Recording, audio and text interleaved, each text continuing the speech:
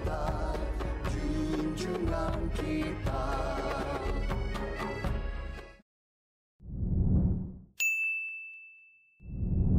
Halo Sobat Teknokrat, kembali lagi di channel YouTube Kuliah Teknokrat. Di sini saya Cynthia Bella SMMSM sebagai dosen Fakultas Ekonomi dan Bisnis Universitas Teknokrat Indonesia. Melanjutkan dari series video sebelumnya, kita sudah membahas beberapa rasio penting. Dan hari ini kita akan menjelajahi salah satu rasio yang super krusial buat kesehatan keuangan perusahaan, yaitu rasio likuiditas. Seperti biasa, video ini akan mudah kalian pahami dengan cara yang simpel, relate, dan pastinya mudah untuk diingat. Yuk siapin catatan dan mari kita mulai. Dimulai dengan mengenal definisi rasio likuiditas menurut Kashmir. Rasio likuiditas menggambarkan kemampuan perusahaan dalam memenuhi kewajiban jangka pendek. Rasio likuiditas adalah ukuran yang digunakan untuk menilai kemampuan suatu perusahaan dalam memenuhi kewajiban jangka pendeknya, yaitu utang yang jatuh tempo dalam waktu 1 tahun. Rasio ini penting untuk memastikan bahwa perusahaan memiliki cukup aset lancar untuk menutupi liabilitas lancarnya. Dengan kata lain, rasio likuiditas menunjukkan seberapa liquid atau siapnya perusahaan dalam menghadapi kebutuhan kas yang mendesak. Dalam manajemen keuangan, rasio likuiditas menjadi salah satu indikator penting dalam pengambilan keputusan. Sering disebutnya sebagai barisan pertahanan pertama dari kebangkrutan. Kenapa? Karena sebelum perusahaan mengalami kesulitan membayar utang jangka panjang atau menghadapi kerugian, tanda-tanda awalnya biasanya muncul dari kemacetan kas, alias ketika aset lancar tidak cukup untuk menutupi kewajiban jangka pendeknya. Disinilah rasio likuiditas mempunyai peran strategis, bukan hanya soal angka, tapi juga soal trust atau kepercayaan. Kepercayaan dari kreditor, supplier, bahkan karyawan terhadap kestabilan perusahaan. Pentingnya rasio likuiditas bagi manajer keuangan. Bagi manajer keuangan, rasio likuiditas menjadi alat vital dalam pengambilan keputusan operasional. Rasio ini membantu manajer mengetahui apakah perusahaan dapat menjalankan kegiatan sehari-hari tanpa menghadapi kesulitan keuangan. Selain itu, rasio likuiditas juga menjadi indikator kepercayaan bagi kreditur dan investor. Perusahaan dengan likuiditas rendah akan dianggap beresiko tinggi dalam hal kemampuan membayar hutang. Next, kita pelajari terkait jenis dan rumus dalam rasio likuiditas. Terdapat beberapa rasio utama yang digunakan untuk mengukur likuiditas perusahaan. Yang pertama yaitu rasio lancar atau current ratio dengan rumus aset lancar dibagi liabilitas lancar. Rasio ini mengukur kemampuan perusahaan untuk membayar kewajiban jangka pendek dengan aset lancar yang dimilikinya, seperti kas, piutang, dan persediaan. Idealnya nilai rasio lancar berada pada angka 1,5 hingga 2 yang menandakan bahwa aset lancar cukup untuk menutupi 2 kali lipat utang lancarnya. Rasio yang terlalu tinggi bisa berarti aset tidak dimanfaatkan secara optimal, sementara terlalu rendah mengindikasi potensi kesulitan likuiditas. Rasio yang kedua yaitu quick ratio, dengan rumus aset lancar dikurang persediaan dan dibagi liabilitas lancar. Quick ratio memberikan gambaran yang lebih ketat dibandingkan current ratio karena tidak memasukkan persediaan dalam perhitungan. Mengingat persediaan tidak selalu mudah dan cepat dikonversi menjadi kas. Nilai ideal quick ratio adalah sekitar 1 yang berarti perusahaan dapat melunasi kewajiban lancarnya tanpa mengandalkan penjualan persediaan. Rasio yang ketiga ada cash ratio atau rasio kas dengan rumus kas dan setara kas dibagi liabilitas lancar. Kas rasio menunjukkan kemampuan perusahaan untuk langsung melunasi kewajiban jangka pendeknya hanya dengan kas dan juga setara kas. Ini adalah rasio yang paling konservatif karena hanya memperhitungkan aset yang paling liquid. Nilai yang mendekati 1 menunjukkan keamanan keuangan, tetapi jika terlalu tinggi bisa menandakan dana kas tidak dimanfaatkan secara produktif. Faktor-faktor yang mempengaruhi likuiditas perusahaan. Setelah kita tahu apa sih rasio likuiditas dan bagaimana cara mengukurnya, sekarang kita perlu pahami apa aja sih faktor-faktor yang dapat mempengaruhi tingkat likuiditas perusahaan.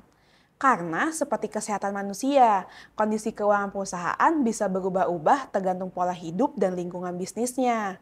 Berikut ini adalah beberapa faktor utama yang sangat berpengaruh terhadap tingkat likuiditas perusahaan. Yang pertama, ada kebijakan manajemen piutang dan penagihan. Ini adalah faktor pertama dan paling sering jadi penyebab likuiditas macet. Kalau perusahaan terlalu longgar memberikan kredit kepada pelanggan atau tidak punya sistem penagihan yang baik, maka piutang usaha akan menumpuk. Uangnya ada, tapi masih nyangkut di pelanggan. Akibatnya, kas yang tersedia untuk membayar kewajiban jangka pendek menjadi terbatas. Sebaliknya, perusahaan yang punya sistem penagihan cepat dan ketat akan lebih cepat mendapatkan arus kas masuk. Oleh karena itu, manajemen piutang yang efisien misalnya dengan memberikan diskon untuk pembayaran cepat atau menggunakan teknologi digital untuk monitoring piutang akan sangat membantu meningkatkan likuiditas. Yang kedua yaitu pengelolaan persediaan. Persediaan adalah aset lancar, tapi tidak langsung menjadi kas. Kalau persediaan terlalu besar, artinya banyak modal yang terkunci dalam bentuk barang. Apalagi kalau barang-barang tersebut tidak cepat laku. Misalnya, karena salah satu perhitungan permintaan pasar, maka likuiditas perusahaan bisa terganggu. Di sisi lain, persediaan terlalu sedikit juga bisa beresiko karena bisa menghambat penjualan. Maka perusahaan harus cermat dalam menentukan level persediaan yang optimal. Tidak terlalu banyak, tapi juga tidak sampai kekurangan barang. Strategi ini seperti just-in-time inventory atau menggunakan data analitik untuk memprediksi kebutuhan stok, bisa membantu perusahaan mengatur persediaan secara efisien sehingga likuiditas tetap terjaga. Yang ketiga, struktur dan komposisi kewajiban jangka pendek. Perusahaan yang terlalu banyak memiliki hutang jangka pendek, terutama yang jatuh tempo dalam waktu dekat, tentu akan menghadapi tekanan likuiditas yang lebih tinggi. Meskipun hutang adalah pembiayaan, tapi jika tidak diseimbangkan dengan aset lancar, maka perusahaan akan kesulitan menutupi tagihan-tagihan tersebut. Idealnya, perusahaan memiliki struktur liabilitas yang sehat, di mana kewajiban jangka pendek proporsional terhadap aset lancar yang tersedia. Selain itu, manajemen juga harus menjaga agar hutang jangka pendeknya tidak menumpuk secara tiba-tiba. Misalnya, dengan melakukan negosiasi ulang jangka waktu pembayaran kepada kreditur atau supplier. Yang kelima, volume penjualan tunai versus kredit. Jika perusahaan lebih banyak melakukan penjualan secara tunai, maka kas akan lebih cepat masuk dan ini memperkuat likuiditas. Tapi kalau penjualan dilakukan secara kredit, terutama kredit jangka panjang, maka akan jadi keterlambatan penerimaan kas. Meskipun penjualan tercatat besar secara akuntansi, tetapi kasnya belum tentu langsung tersedia. Dalam banyak industri seperti retail atau makanan cepat saji, penjualan tunai lebih mendominasi, sehingga likuiditas lebih terjaga. Sedangkan di industri manufaktur atau konstruksi, penjualan secara kredit seringkali menjadi hal yang wajar, sehingga perlu manajemen arus kas yang lebih ketat. Selain itu, kita juga harus tahu bahwa tingkat likuiditas bisa naik turun tergantung strategi bisnis dan kondisi ekonomi makro. Misalnya, di masa krisis atau pandemi, banyak perusahaan menumpuk kas untuk bertahan. Rasio likuiditas jadi tinggi, tapi saat ekonomi pulih, perusahaan bisa saja mengalihkan kas untuk ekspansi dan rasio likuiditas sedikit turun. Tapi justru itu positif, jadi rasio ini nggak bisa dilihat hitam putih, harus ditafsirkan dengan data lain seperti arus kas, profitabilitas, bahkan rasio solvabilitas. Dari beberapa faktor tadi dapat kita amati bahwa dampak dari hasil rasio ini berpengaruh pada penilaian kesehatan perusahaan. Likuiditas yang sehat memungkinkan perusahaan untuk yang pertama, menjaga reputasi baik di mata kreditur dan pemasok. Yang kedua, menghindari penalti akibat keterlambatan pembayaran. Yang ketiga, menjaga stabilitas operasional harian. Yang keempat, meningkatkan kepercayaan investor dan memperkuat posisi tawar saat mencari pendanaan. Sebaliknya, likuiditas yang buruk bisa menyebabkan kesulitan dalam membayar gaji, membeli bahan baku, hingga berujung pada kebangkrutan. Dan rasio ini tentunya terhubung dengan rasio yang telah saya bahas di series video sebelumnya. Dalam menganalisis kinerja keuangan, manajer juga harus melihat hubungan antara likuiditas dengan rasio solvabilitas, aktivitas, dan rasio profitabilitas. Hal ini penting karena rasio-rasio tersebut saling terkait dan memberikan gambaran menyeluruh mengenai kondisi keuangan perusahaan. Rasio solvabilitas menunjukkan kemampuan perusahaan untuk memenuhi kewajiban jangka panjangnya, sehingga penting untuk menilai resiko keuangan yang mungkin dihadapi jika perusahaan memiliki hutang yang besar. Sementara itu, rasio aktivitas mengukur efisiensi penggunaan aset lancar dalam menghasilkan pendapatan yang berpengaruh langsung terhadap likuiditas dan juga profitabilitas perusahaan. Terakhir, rasio profitabilitas diperlukan untuk memastikan bahwa perusahaan tidak hanya liquid, tetapi juga mampu menghasilkan laba yang optimal dari aset dan modal yang dimiliki. Selain itu, hubungan antara likuiditas dan rasio-rasio tersebut seringkali bersifat kompleks dan saling mempengaruhi.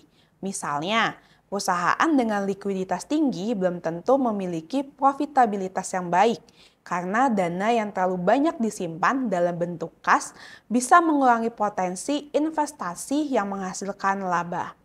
Sebaliknya, perusahaan yang terlalu fokus pada profitabilitas dengan mengambil resiko likuiditas rendah dapat menghadapi kesulitan membayar kewajiban jangka pendeknya. Oleh karena itu, manajer keuangan harus menyeimbangkan antara menjaga likuiditas yang cukup, mengelola hutang secara bijak, dan meningkatkan efisiensi aset agar dapat mendukung pertumbuhan laba secara berkelanjutan. Lebih jauh lagi, analisis rasio likuiditas, solvabilitas, aktivitas, dan profitabilitas secara simultan memberikan gambaran yang lebih komprehensif terhadap kinerja keuangan perusahaan. Penelitian menunjukkan bahwa ketiga rasio tersebut secara bersama-sama mempengaruhi profitabilitas perusahaan. Meskipun pengaruh masing-masing rasio bisa berbeda-beda tergantung kondisi industri dan juga strategi perusahaan. Oleh karena itu, dalam pengambilan keputusan keuangan, manajer perlu mempertimbangkan seluruh aspek ini secara holistik agar dapat mengoptimalkan penggunaan sumber daya, meminimalkan risiko keuangan, dan meningkatkan nilai perusahaan secara keseluruhan. Misalnya, perusahaan mungkin memiliki likuiditas yang tinggi karena menahan banyak kas, tetapi hal juga bisa berdampak negatif pada return on asset jika kas tersebut tidak digunakan secara produktif. Terakhir, kita bahas sedikit soal tips pengelolaan likuiditas. Mengelola rasio likuiditas yang baik dimulai dengan memastikan perusahaan memiliki cadangan kas yang memadai untuk memenuhi kebutuhan operasional dan menghadapi situasi darurat. Salah satu caranya adalah dengan menyisihkan sebagian pendapatan sebagai dana cadangan dan memantau saldo kas secara rutin. Selain itu, perusahaan perlu melakukan proyeksi arus kas secara berkala agar dapat mengantisipasi kebutuhan dana di masa mendatang dan menghindari keuangan likuiditas yang dapat mengganggu kelancaran bisnis. Selanjutnya, pengelolaan piutang dan utang juga sangat berperan dalam menjaga likuiditas. Perusahaan sebaiknya mempercepat proses penagihan piutang dengan menerapkan kebijakan kredit yang ketat dan memberikan insentif bagi pelanggan yang membayar lebih awal. Di sisi lain, atur jadwal pembayaran utang dengan cermat. Manfaatkan diskon pembayaran dari pemasok jika memungkinkan. Dan hindari penumpukan hutang jangka pendek yang bisa membebani arus kas. Dengan demikian, arus kas masuk dan keluar dapat lebih terkontrol dan juga stabil.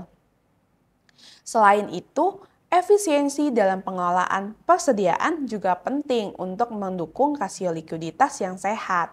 Hindari menumpuk stok barang secara berlebihan agar modal tidak tertahan di persediaan yang kurang produktif. Terapkan sistem manajemen inventory yang tepat seperti just in time agar persediaan selalu sesuai dengan kebutuhan aktual. Dengan kombinasi pengelolaan kas, piutang, hutang, dan persediaan yang baik, perusahaan dapat menjaga rasio likuiditas pada tingkat yang ideal dan siap menghadapi tantangan keuangan di masa depan. Jadi, Sobat Teknokat sudah makin paham ya pentingnya rasio likuiditas. Mulai sekarang jangan cuma lihat untung rugi saat menganalisis keuangan perusahaan. Cek juga apakah perusahaannya cukup liquid atau tidak. Simpel banget kan rasio aktivitas? Tulis di kolom komentar jika ada materi yang buat kamu penasaran dan mau tahu jawabannya. Hope you enjoy your learning. Terima kasih telah menonton video ini. Dan sampai jumpa!